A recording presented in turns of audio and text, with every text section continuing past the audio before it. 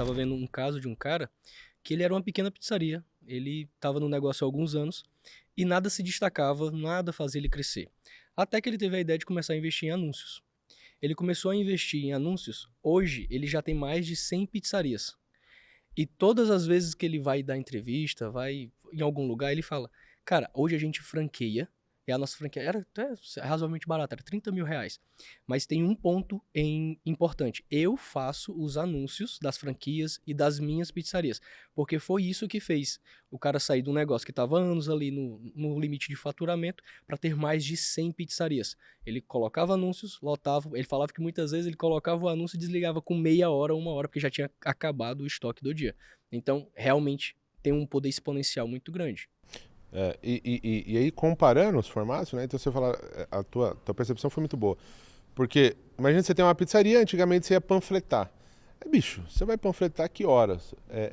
Então, a dinâmica de consumo por conta da internet, ela mudou muito e esse jeito de fazer anúncio também acho que foi uma das maiores revoluções.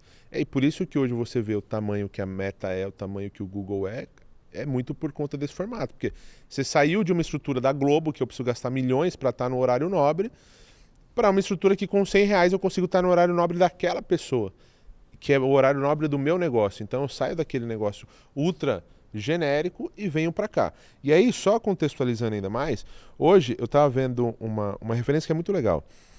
O Cazé TV, a gente está na época das Olimpíadas agora. O Cazé TV, ele teve no pico da live 1,8 milhão de pessoas assistindo a competição da ginástica que a Rebeca, o time Brasil ganhou. A Globo, no mesmo período, ela teve 51 milhões de espectadores.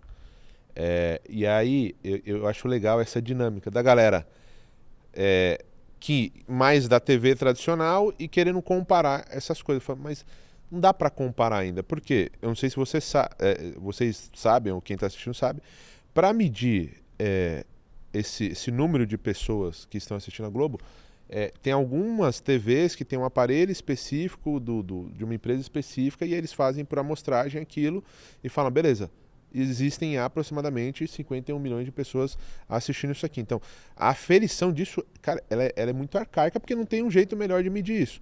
Então, quando você olha ali para o Cazé, 1,8 de milhões de pessoas assistindo, você fala, nossa, não, mas não dá para comparar com a Globo. Não dá ainda. E quando vem uma geração mais nova, que cada vez menos está olhando para uma TV e está olhando para um celular, isso tende a impactar muito e ainda. em partes, né? Por exemplo, eu tava vendo justamente o Cazé na academia. Tava lá na televisão e tava todo mundo vendo essa prova aí. Ou seja, tinha umas 30 É isso que eu ia pessoas falar. em uma única conexão. É 1,8 milhões. Dispositivos, né? Dispositivos, são dispositivos. Então, assim, mas é só para a gente contextualizar e entender a dinâmica que mudou. Então, não se assuste com o digital, não se assuste com o marketing digital, não se assuste com isso, porque assim, é só algo que já existia no mundo e que foi adaptado para um formato. Então, se acabar o Instagram, vai ter algum outro lugar que a gente vai conseguir fazer anúncio. Se acabar o TikTok, acabou hoje, então vamos supor que acabou hoje, Instagram, TikTok e YouTube. Vai ter alguma dinâmica de pessoas que estão assistindo alguma coisa e naquele lugar a gente vai fazer anúncio. Então, só vai mudar o lugar. Eu vou seguir nosso papo com dois caminhos. Então, primeiro, eu queria só que a gente desse uma pincelada em quais são as profissões do digital, que aí de fato são profissões do digital. E aí eu queria análise de cada um para entender, se eu estivesse começando, por onde eu começaria nesse lugar. E depois, depois da gente feito esse bloco, eu vou partir do exemplo da pizzaria. Então, beleza. Partindo de uma pizzaria, estamos começando uma pizzaria agora. Então, qual que seria o nosso passo a passo de introdução no mercado digital?